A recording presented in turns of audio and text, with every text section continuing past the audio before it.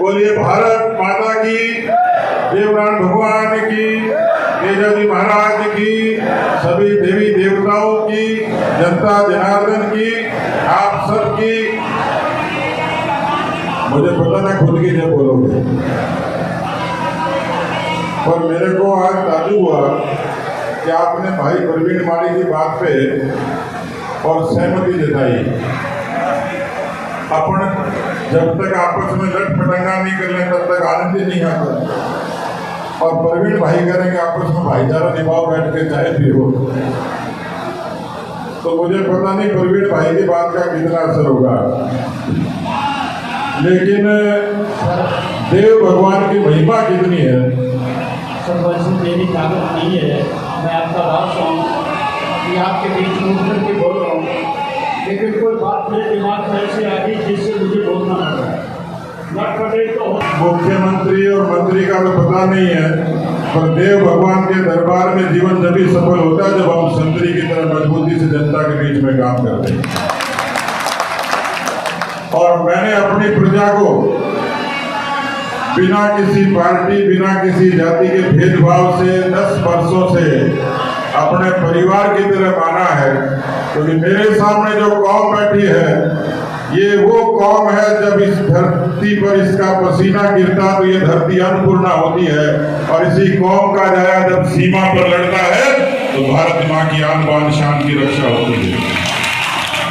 और इसलिए जितने वक्ताओं ने कहा देव भगवान की जय बोली, भाईचारे की और सद्भावना की बात करी, ये बात सही है कि हम समाज के लोग मनुष्य योनि में जन्म लेके कौम कुछ भी हो, पंथ मजहब कुछ भी हो, लेकिन राजनीति और समाज के व्यक्ति का समर्पण निरपेक्ष रूप से उस कौम के प्रति होता है। मैं सौभाग्यशाली हूँ कि 10 वर्षों पहले जब देव भगवान के शीश नवाया था तब मुझे पता नहीं मेरा भविष्य क्या होगा, मैं क्या करूंगा। ये देव भगवान की अद्भुत लीला थी कि अपने विवेक से यहाँ के लोगों की सहूलियत के लिए, और आज हरियाणा तक पूरे देश भर के लोग यहाँ आते हैं और अच्छी सीमेंट सड़क का आनंद लेते हैं। देव भगवान की कृपा थी कि 11 करोड़ की 18 किलोमीटर की सड़कें सारी पंचायतों में बनी, उस क्षेत्र की महिमा का विकास हुआ। मुझे ये सौभाग्य मिला कि मैं इस क्षेत्र में, जब आप लोगों ने मुझे तिलक लगाया तो मैं एक साधारण किसान परिवार का साधारण व्यक्ति था, लेकिन आपके विजय तिलक में इतना दम था कि मुझे केवल विधायक नहीं, आपने दुनिया की सबसे बड़ी पार्टी के अध्यक्ष का सम्मान भी दिलवाया। और ये पूरी महिमा थी, आशीर्वाद था देव भगवान का था।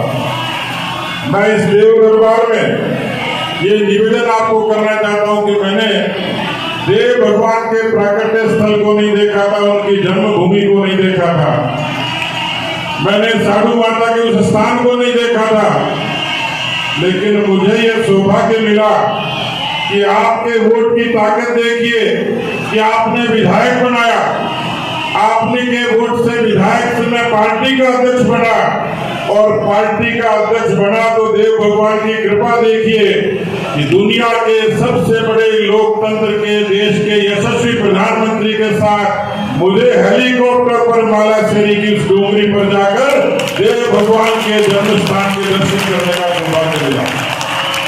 और इसलिए राजनीति और समाज, किसी ने वर्ण व्यवस्था बनाई होगी, पार्टियां बनाई होंगी, विचार बनाए होंगे, लेकिन मैंने ये संस्कार अपने परिवार से भी लिए, अपनी पार्टी से भी लिए, अपने इस आमेर के परिवार से भी लिए। और मैं इसलिए प्रतिबद्ध हूँ कि लोग किसी दल के, किसी विचार के, किसी मजहब के हों, लेकिन मैं दादा की फिक्र कम करता हूँ, मैं पोते की फिक्र ज्यादा करता हूँ, क्योंकि हमें नई पीढ़ी को मजबूती के साथ, संस्कारों के साथ खड़ा करना है। और प्रवीण भाई ठीक कह रहे थे कि साल में एक बार आते हैं, भाषण सुन के चले जाते हैं, लेकिन अब का समय बदलाव का है, अब का समय चुनौती का है, अब का समय प्रतिस्पर्धा का और स्वाभिमान का है। इसलिए किसी गरीब की झोपड़ी में किसी गुजर का बेटा दुनिया के सामने आंख से आंख मिलाकर खड़ा हो जाए, समाज की कोई बेटी मजबूती के साथ खड़ी हो जाए, वो कब खड़ी होगी? जब उसको अच्छी शिक्षा मिलेगी, अच्छे संस्कार मिलेंगे, राजनीति के भाषण तो बहुत होंगे, लेकिन जरूरत इस बात की है कि बेटियों को पोषण मिले, उनको सुरक्षा मिले, उनको सम्मान मिले। सरकारें काम करती हैं, सुकन्या समृद्धि से लेकर, जनधन से लेकर, बेटी बचाओ से लेकर, लेकिन समाज की जिम्मेवारी है कि जो कमजोर व्यक्ति है उसको हाथ पकड़कर खड़ा करें। और इसलिए मैंने उन बेटियों के लिए, उन बच्चों के लिए 7 लाख रुपए इस देव भगवान के दरबार में लाइब्रेरी के लिए समर्पित किए हैं कि उस पीढ़ी को यहाँ पढ़ाई की सुविधा मिले। मैंने वो स्वीकृति जारी करवा दी है। इस दरबार के लिए कोई और भी आवश्यकता होगी, मैं रामजीलाल जी को अभिनंदन करना चाहता हूँ। ये इनके अध्यक्ष बनने के बाद पहली बार ये मेला हुआ, तो आपसे भी चाहूंगा कि जोरदार तालियों से हमारे अध्यक्ष जी का अभिनंदन और स्वागत करें।